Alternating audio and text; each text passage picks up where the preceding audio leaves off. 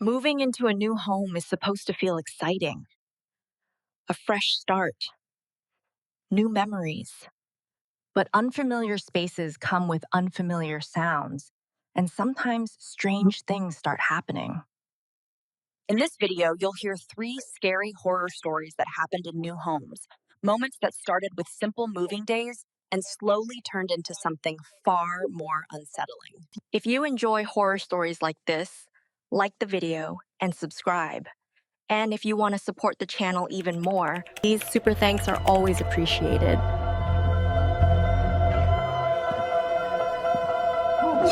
Living alone for the better part of a decade teaches you to be acutely aware of the sounds and rhythms of your own space. You recognize the specific groan of a floorboard when the temperature shifts and the exact way the light hits the hallway. At dawn, when I moved into the rental on Elm Street, a renovated 70-year-old ranch house, I felt an immediate disconnect with the property. It was a clean, modern space with white walls and fresh laminate flooring, but the atmosphere felt heavy. I attributed this to the stress of the move and the unfamiliarity of the neighborhood.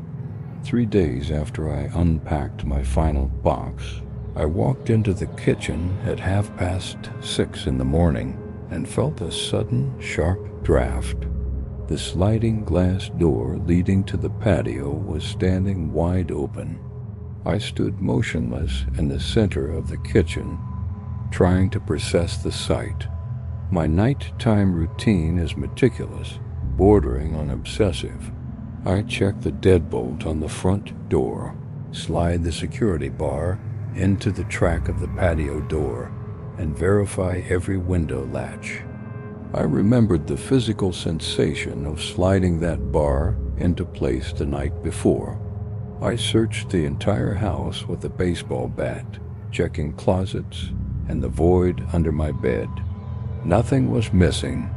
My laptop remained on the kitchen table, and my wallet sat undisturbed on the counter. I convinced myself that I had simply been exhausted and failed to follow through on my habit. 2 nights later, the situation escalated. I woke up at dawn and saw the front door swung fully inward, exposing my living room to the quiet street. There was no sign of a forced entry. I called a locksmith that morning and paid over $200 to have every lock on the house replaced with high-security deadbolts and reinforced strike plates. I was certain that no one could enter without a key I personally held. To verify my own sanity, I placed a small strip of clear tape across the bottom of the door frame before I went to bed. If the door opened, the tape would snap. At precisely 3 in the morning, I woke up with a crushing sense of dread. I checked the front door first. The tape was intact. However, when I turned toward the kitchen, the patio door was wide open again. I spent the remainder of that night sitting in my car in the driveway, watching the house. I began to fear that I was sleepwalking, a condition I had never experienced. To find the truth, I installed a motion-activated security camera on the bookshelf in the living room, positioned to capture the hallway and both entrances. The next morning, the house was perfectly secured. I checked the camera app on my phone and found one recording from 2:14 a.m. In the footage, I saw myself exit my bedroom. My movements were rhythmic and deliberate, though my eyes were vacant. I walked to the front door, systematically unlocked every new bolt, and opened the door exactly 6 inches. I stood there for a full minute, staring out into the darkness. Then I closed the door, but did not lock it. I returned to my room and went back to sleep. I felt a strange sense of relief seeing the footage. A medical issue was something I could treat. I sat at my table, drinking coffee and feeling the weight of the mystery lift. Then I noticed a second recording from 2:32 a.m. I pressed play and watched the screen. The living room was empty for several minutes. Then the front door handle turned. Because I had left it unlocked, the door pushed open easily. A man in a dark hoodie and gloves stepped inside. He did not look for valuables or electronics. He walked with a chilling level of familiarity toward the kitchen. He remained out of frame for 10 minutes before returning with a glass of water. It was a glass from my own cupboard. He stood in the hallway sipping the water while staring directly at my bedroom door. He remained there, motionless, for 20 minutes. Finally, he placed the glass on the entry table, stepped outside, and reached back in with a key to lock the deadbolt from the outside. The man had a key the entire time. He didn't use it to enter because he was waiting for me to open the door for him. He was conditioning me. When the police arrived to sweep the property, they discovered a small black device hidden in the attic rafters directly above my headboard. It was a subsonic emitter, a tool sometimes used in sleep studies to influence brain waves and sleep cycles. They also found a bedroll in the crawl space and a collection of Polaroid photographs. The photos were of me sleeping, taken from the foot of my bed. I moved out that afternoon. I now live in a high-rise apartment with 24-hour security and a doorman. I still have trouble sleeping through the night. Every evening before bed, I tie a heavy brass bell to my door handle. I need to know if the door is opening, and more importantly, I need to know if I am the one inviting the world inside. The police never identified the man in the video, but the way he looked at his watch while I stood in the doorway suggests he is still out there, waiting for someone else to follow their routine.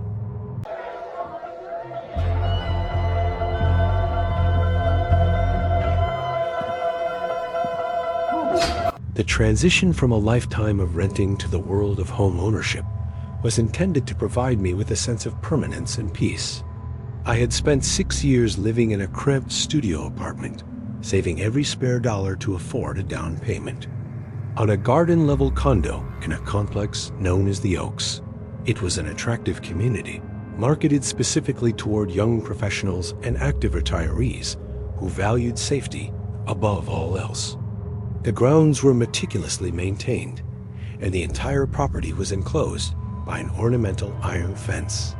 I had been in my unit for exactly 7 days, still navigating the sea of cardboard boxes in my living room, when a man in a gray industrial jumpsuit knocked on my door. It was 10 o'clock on a Tuesday morning.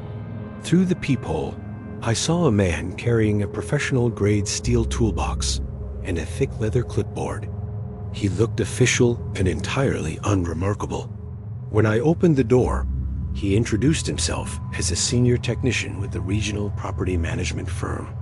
He stated that he was conducting the mandatory annual fire safety and sensor compliance certification for all ground floor units. He spoke with the flat, weary tone of a man who had spent his entire morning repeating the same technical jargon to dozens of residents. I didn't question his presence for a single second. As a new owner, I was eager to be a cooperative member of the community and didn't want to be the one resident who delayed the building's legal safety certification.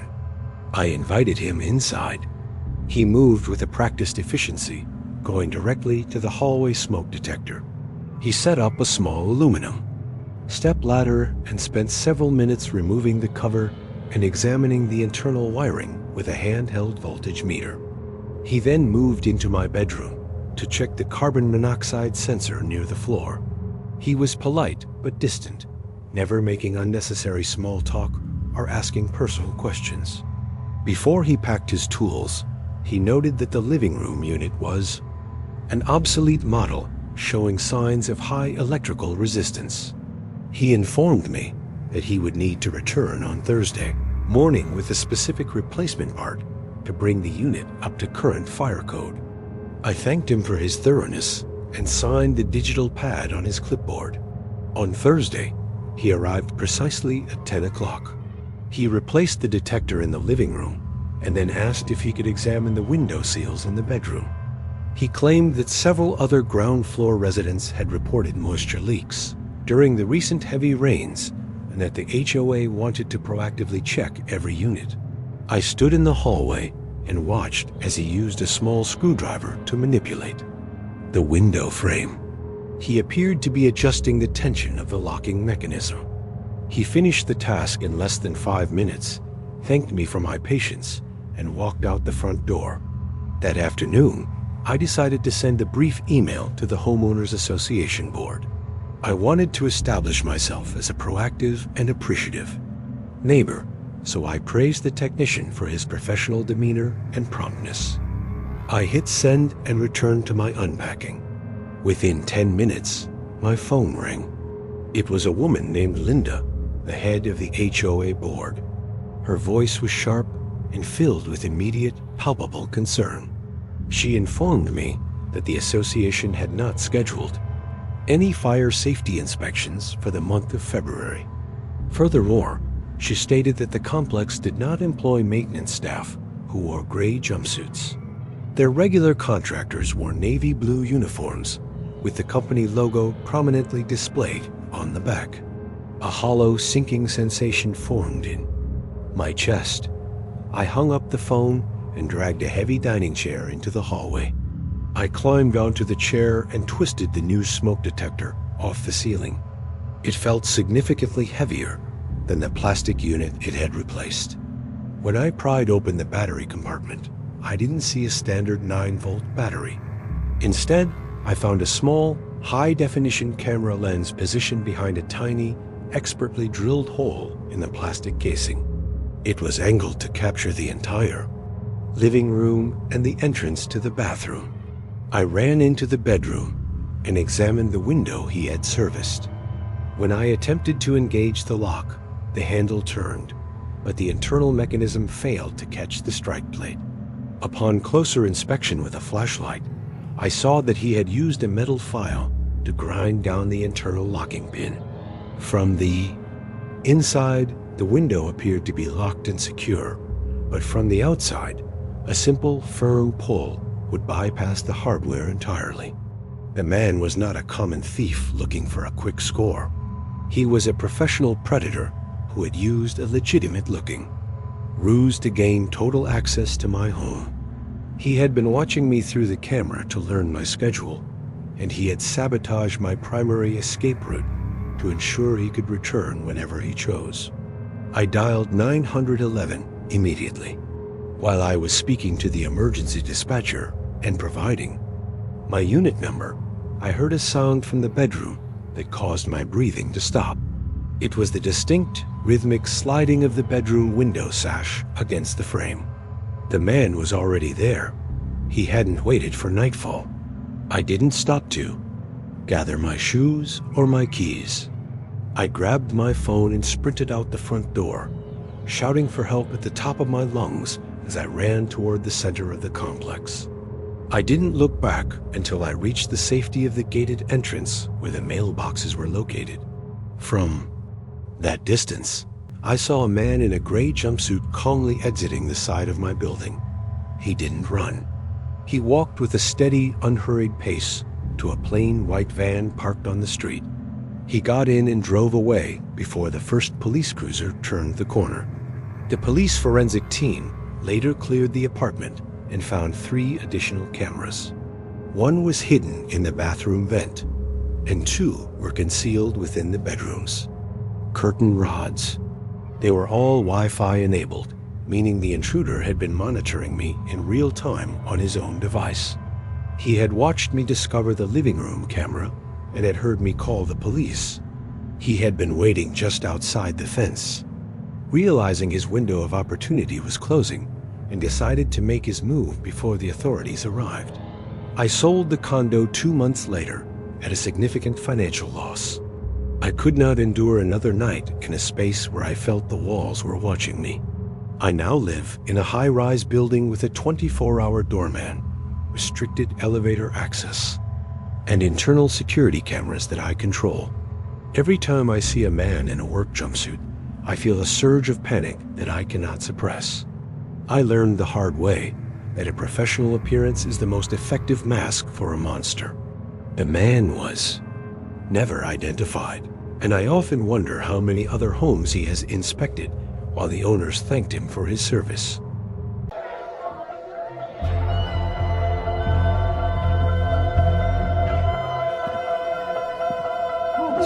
The decision to leave the city was fueled by a desperate need for quiet. My wife, Elena, and I both worked in high-stress corporate environments, and the constant noise of Brooklyn had become a source of chronic anxiety. We spent months searching for a rental property that offered true isolation, and we eventually found a farmhouse 2 hours upstate. The property was a dream of rural solitude, nestled at the end of a 3-mile gravel driveway and surrounded by thousands of acres of maturing cornfields. The rent was remarkably low for such a sprawling estate, but the rental agent explained that the owner was an elderly man living in Florida who simply wanted a reliable presence on the property to prevent vandalism and keep the pipes from freezing during the harsh winters. We signed a year-long lease and moved in with our 2 dogs, feeling as though we had finally secured a piece of paradise. The first indication that something was wrong surfaced during our 2nd month of residency. I was performing a deep clean of the dining room, scrubbing the baseboards, when I felt a physical obstruction taped to the underside of the heavy oak table. I pulled it loose and found a thick manila envelope sealed with industrial tape. Inside was a stack of $5,000 in crisp $50 bills. Elena and I sat at the table in stunned silence, staring at the money. We contacted the rental agent, who mentioned that the previous tenant was a quiet, solitary individual who had vacated the property suddenly in the middle of the night without requesting his security deposit. We decided to place the money in a small fireproof safe in the basement and wait for someone to claim it, assuming it was a forgotten emergency fund or perhaps the savings of a man who didn't trust banks. 2 weeks later, the dishwasher in the kitchen failed to drain properly. When I removed the metal kit plate to access the drain pump, I found a small, waterproof Pelican case wedged tightly behind the motor. Inside were 4 luxury watches and a handful of rare gold coins. This was no longer a forgotten stash of cash. It was a systematic, calculated operation. We began to realize that the house was being used as a dead drop for a sophisticated smuggling network. The previous tenant had likely been arrested or killed, and the organization he served was entirely unaware that the house had been leased to new, unsuspecting occupants. The situation shifted from a mystery to a threat on a Tuesday afternoon. I walked to the mailbox at the far end of the long driveway and found a small, unlabeled cardboard box sitting on the post. It had no address, no return labels, and no stamps. The only marking was a bold black X on the side of the box. I brought it inside and opened it on the kitchen counter. Inside was a vacuum-sealed bag containing a fine white powder. We didn't need a forensic kit to understand the gravity of what we were holding. The farmhouse was an active, high-value waypoint for a regional drug syndicate. I told Elena to pack our essentials and the dog's gear immediately. We were leaving for the police station right then. As we were loading the last of our bags into the car at 11 o'clock that night, a pair of powerful high beams appeared at the distant entrance of the 3-mile driveway. The vehicle was moving at a high rate of speed, its tires roaring against the gravel and kicking up a massive ghostly plume of dust in the moonlight. I hurried Elena and the dogs back into the house. We extinguished every light and retreated to the upstairs bedroom, watching from behind the heavy curtains. A black SUV pulled directly into the yard, its engine idling with a low, menacing rumble. A man in a heavy tactical jacket exited the vehicle. He moved with a professional, purposeful stride that suggested he had done this 100 times before. He didn't knock or attempt to force the door. He produced a key and entered the foyer as if he owned the property. We retreated further into the master bathroom, locking the door and clutching the dogs to keep them from barking. We heard the man moving through the first floor with terrifying confidence. He was dragging furniture across the floorboards. We heard the dining table being flipped and the dishwasher being kicked and dismantled. The intruder was not finding the inventory he expected because we had moved every item to the safe in the basement. I realized in that moment of silence that if the man discovered our presence, he would assume we were thieves who had intercepted his organization's property. In the world of international smuggling, there is no room for explanation or coincidence. I heard the man's voice through the floorboards as he moved into the hallway. He was speaking into a handheld radio in a cold, clinical tone. He said that the site was cold, the inventory was missing, and it was time to clean it up. He exited through the front door, but the sound of his engine didn't fade into the distance. Instead, a thick chemical smell of accelerant began to waft up the stairs. The organization wasn't just abandoning the site. They were sanitizing it to ensure no forensic evidence remained. They had doused the porch and the foyer in gasoline and used a high-intensity flare to ignite the structure. The old farmhouse, dried out by a long, hot summer, caught fire with explosive force. We were trapped on the second floor. Our only option was to climb out of the bathroom window and onto the steep roof of the wraparound porch. From there, we jumped nearly 12 feet to the ground, landing hard in the grass. We sprinted toward the cornfields, the dogs trailing behind us in a panic as the house was consumed by a massive pillar of orange flame. We lay flat in the dirt of the field, hiding between the rows of corn as we watched the SUV drive slowly away. It was followed by a second vehicle that had been waiting at the end of the driveway, acting as a lookout. We remained in the fields for over an hour, paralyzed by the fear that they might return to check for survivors, before walking miles to the nearest neighbor's house to call the authorities. The fire marshals later recovered the charred remains of our safe from the basement rubble. The police confirmed that the house had been a known waypoint for a cartel route for several years, but the elderly owner in Florida had been entirely oblivious to the criminal activity occurring on his land. The cleaner had been dispatched to destroy the location because the missing inventory meant the chain of custody had been broken, making the house a liability to the syndicate. To the cartel, the house and anyone inside were simply assets to be liquidated once they were no longer useful. We lost every possession we owned in that fire, our clothes, our photos, and our sense of safety. The insurance company fought our claim for nearly a year due to the illegal nature of the activity on the property, eventually leaving us with almost nothing. We now live in a densely populated suburb where the houses are separated by only a few feet of lawn. I no longer value the silence or the privacy of the countryside. I want to hear my neighbors' televisions and see the glow of the streetlights through my window. Every time I see a long, quiet driveway, I don't see a retreat. I see a trap. We escaped the farmhouse with our lives, but I will never forget the clinical coldness of that man's voice on the radio, deciding our fate as if we were nothing more than a lost shipment of cargo. And that's all for tonight. Remember, the most terrifying monsters are the ones that look just like us. The ones who might even live right next door. If these stories serve as a good reminder to trust your instincts, then show your support and like and subscribe. Hitting that bell means you'll get a warning before the next nightmare begins. Sleep well, if you can.